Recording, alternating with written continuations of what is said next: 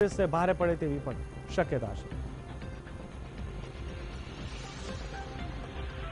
तो आपना TV screen पर आप જોઈ શકો છો જે રીતે એક સાથે આ તમામ ધારાસભ્યો આગળ આવ્યા હતા અને આણંદથી ગાંધીનગર જવા તેઓ રવાના થયા હતા। હાલ આ તમામ ધારાસભ્યો ગાંધીનગર પહોંચી ગયા છે। કોંગ્રેસ પાસે 44 ધારાસભ્યોનું સમર્થન હોવું જરૂરી છે। હવે આ તમામ ધારાસભ્યો મતદાન કરવા માટે આગળ આવ્યા છે ત્યારે 9 દિવસ સુધી તેઓને બેંગ્લોર રાખવામાં આવ્યા હતા અને તેમને ખૂબ જ સમજાવવામાં આવ્યા હતા। तो हाल आ आपला સાથે અમારા સંવાદદાતા નરેન્દ્ર રાઠોડ જોડાયેલા છે। નરેન્દ્ર, જણાવશો જે રીતે સમય આવી ગયો મતદાનનો, શું કેવું છે આ ધારાસભ્યોનું, શું ત્યાંનું વાતાવરણ છે, શું તેઓ કહી રહ્યા છે મતદાનને લઈને?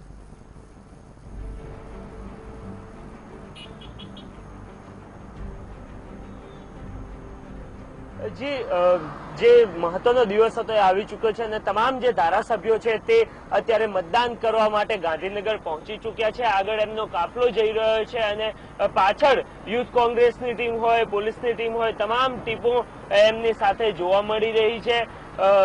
ઉલ્લેખનીય છે કે જે પ્રકારની સ્થિતિનું નિર્માણ થયું હતું ત્યારબાદ તમામ ધારાસભ્યોને બેંગ્લોર અને ત્યારબાદ આણંદના નિજાનંદ રિસોર્ટમાં રાખવામાં આવ્યા હતા। અત્યારે તમામ ધારાસભ્યો લગભગ 7:30ની આજુબાજુમાં ત્યાંથી નીકળ્યા હતા અને અત્યારે ગાંધીનગરમાં પહોંચી ચૂક્યા છે। ખૂબ જ ટૂંક જ સમયમાં તેઓ સ્વર્ણિમ સંકુલ કે જ્યાં મતદાન થનાર છે ત્યાં પહોંચનાર છે અને એને લઈને ખૂબ મોટા પ્રમાણમાં ચુસ્ત પોલીસ બંદોબસ્ત ગોઠવી દેવામાં આવ્યો છે। તમામ ધારાસભ્યોને ગતકાલે પણ બેઠકો કરવામાં આવી હતી। આગળના જે અઠવાડિયું હતું ત્યાં બેંગ્લોરમાં સતત બેઠકોનો દોર ચાલુ રહ્યો હતો અને ત્યારબાદ તમામ ધારાસભ્યોને મનાવવામાં આવ્યા છે। એકજૂટતા કમસે કમ એમને અહીંયા જોવા મળી હતી કોંગ્રેસી ધારાસભ્યોના કે જ્યાં તેઓ એક સાથે રહ્યા હતા। જરૂરથી અટકળો લગાવવામાં આવી રહી હતી કે ધારાસભ્યો જે બેંગ્લોરમાં છે એ પૈકી પણ 4-5 ધારાસભ્યો નારાજ દેખાઈ રહ્યા છે કોંગ્રેસના મોવડી મંડળથી। પરંતુ આવા ધારાસભ્યો સાથે 1-to-1 બેઠક અહેમદભાઈ પટેલની, સ્થાનિક નેતાઓની અને ઉચ્ચ નેતાઓની, તમામ નેતાઓની બેઠકો કરવામાં આવી હતી।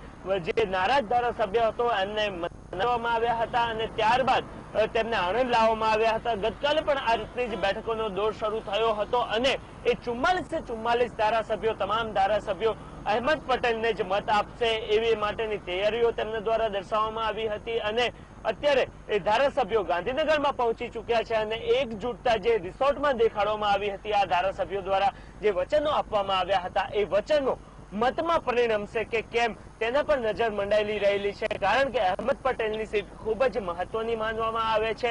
એક રાજકીય સચિવ સોનિયા ગાંધીના તેઓ છે અને ત્યારે આ સીટનું ખૂબ મહત્વ છે। પ્રતિષ્ઠાનો જંગ તમામ એટલે કે ભારતીય જનતા પાર્ટી અને કોંગ્રેસ બંને પક્ષ માટે આ પ્રતિષ્ઠાના જંગ તરીકે જોવામાં આવી રહ્યો છે અને આ જંગમાં ખરેખર કોની જીત થશે? આ 44 ધારાસભ્યો જેમને છેલ્લા એક અઠવાડિયા કરતા પણ વધારે સમયથી સતત મનામણા કરવામાં આવી રહ્યા છે તેમને એકજૂટતા દર્શાવી હતી રિસોર્ટમાં રહીને અને એ એકજૂટતા અહીંયા જ્યારે મતદાન મથકે તેઓ પહોંચશે અને એ મતદાન મથકમાં દર્શાવશે કે કેમ તેના પર નજર રહેશે। કારણ કે એ એક મત રાજ્યસભામાં અહેમદ પટેલને પહોંચાડનાર છે અને એ મત ખરેખર કોંગ્રેસને મળ્યા છે કે અન્ય કોઈ ક્રોસ વોટિંગ થશે કે પછી નોટાને મત આપશે એ તમામ બાબતો પર નજર રહેશે। કારણ કે કોંગ્રેસ દ્વારા આ તમામ ધારાસભ્યોને વ્હીપ પણ આપવામાં આવ્યો છે અને વ્હીપનું ઉલ્લંઘન એમને કોંગ્રેસમાંથી બરતરફ કરી શકે છે। આ સિવાય કેટલાક જે નિયમો છે એ મુજબ એમને એમના પદ પરથી પણ પદભ્રષ્ટ કરી શકે છે એવું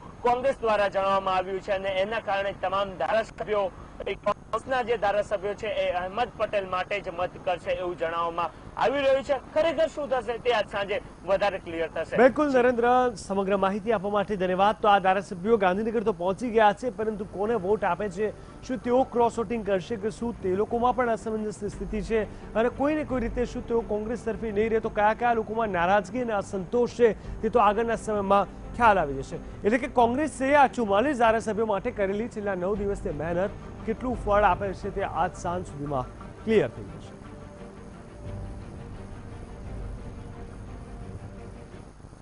તો રાજ્યસભાના ચૂંટણીના મતદાનને લઈને પડે પડની વિગતમાં આપણે આપતા રહીશું। હાલ સમય થઈ ગયો છે એક નાનકડા બ્રેકનો।